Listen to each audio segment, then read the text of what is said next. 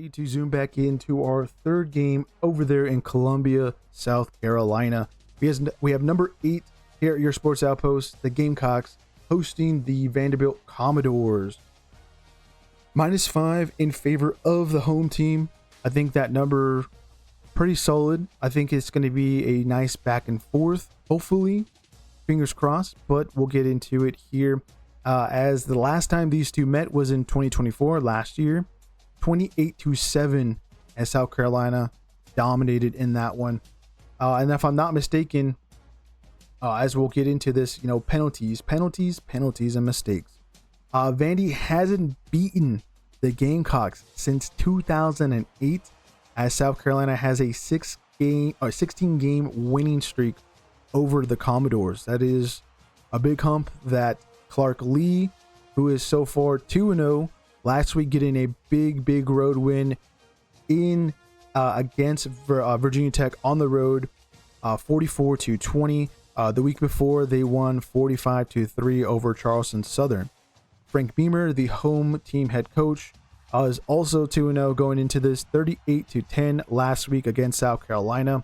Weather delays is kind of the reason why that scoreline isn't so big, and a lot of other teams around the country, because of those weather delays, had the same kind of issues.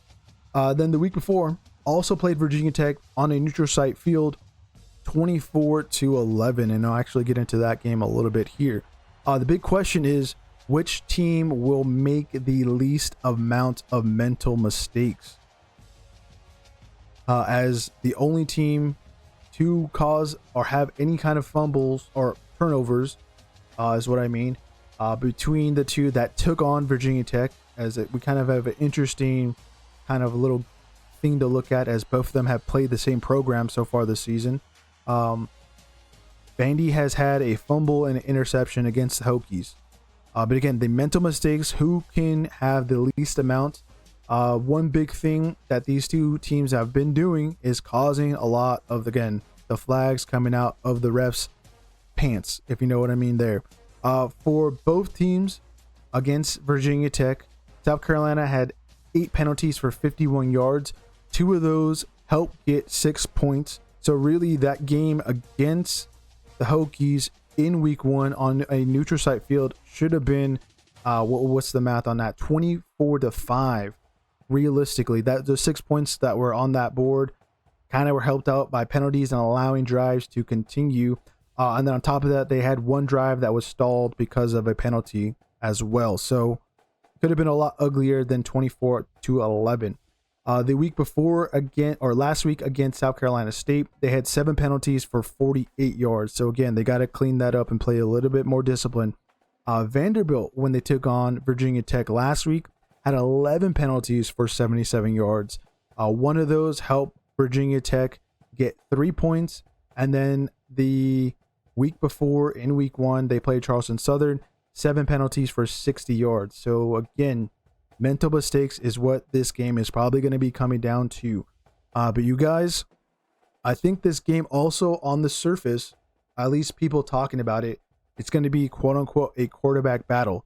But really, it's going to be a battle of who can score enough in key moments, as both teams are 100% so far in the red zone in 2025 in the first 2 weekends.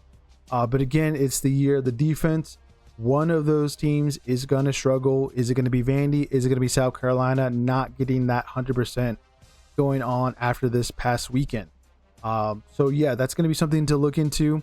I also think the mainstream media that's looking a little bit too much in the score lines and the highlights of that comparisons of the Virginia Tech encounters. I think that's a little bit too much of, looking at the special teams play that went off for South Carolina. When we really look at it, we saw the penalties there that caused 6 points to go onto the board. So really, that game was a not close than what we kind of really are seeing, unfortunately. And then the last week encounter for South Carolina against South Carolina State, the weather delays. A ton of teams, Georgia had an issue in getting things going last week against Austin Peay. They had weather delays. There's other examples there in week 2 because, again, of those stoppage of time.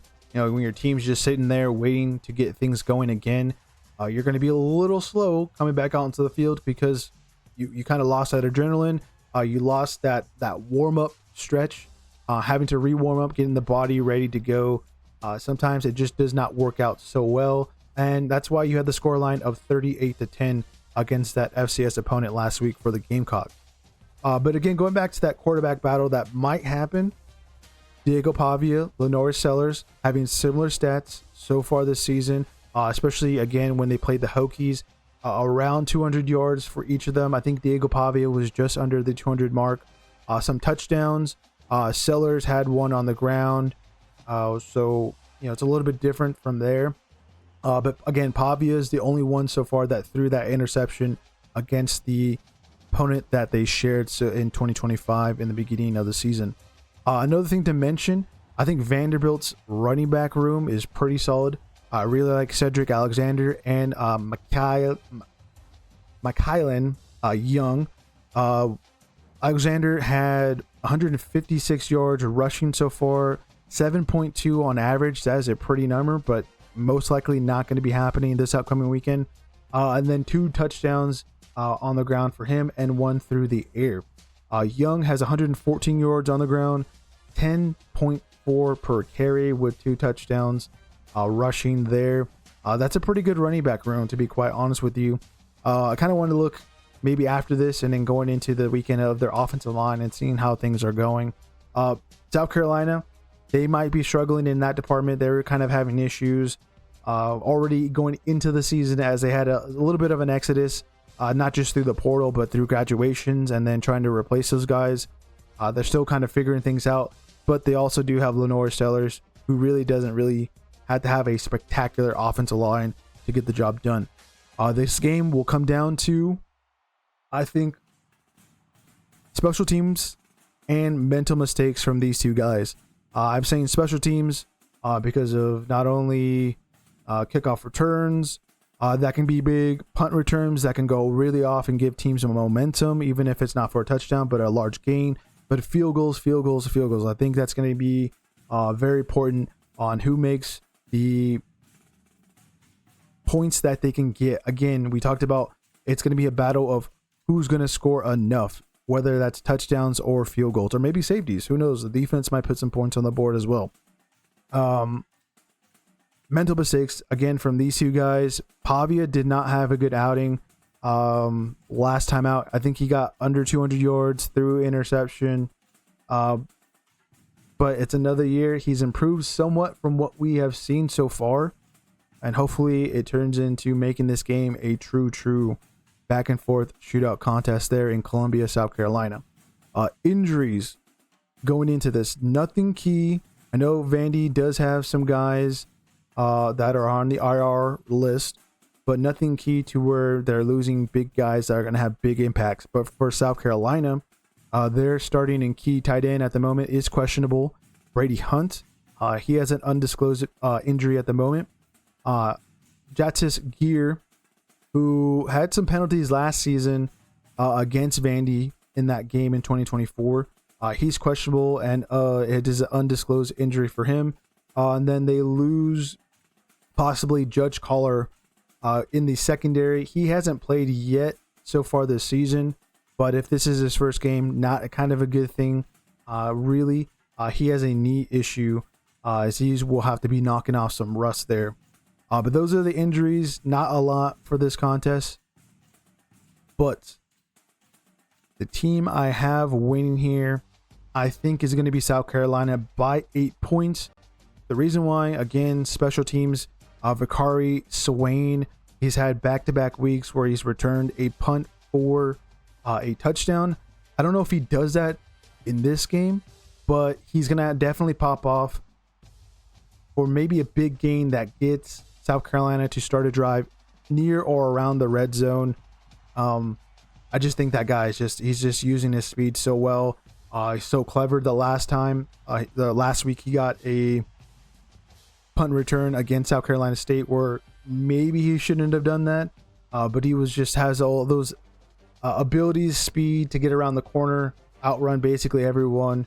I think he's going to have a big play. And then Sellers does enough to get the job done against Vanderbilt once again, making it back-to-back years and continuing that 16-game winning streak against the Commodores to make it 17. Again, we have the Gamecocks by 8 points at home. As we zoom out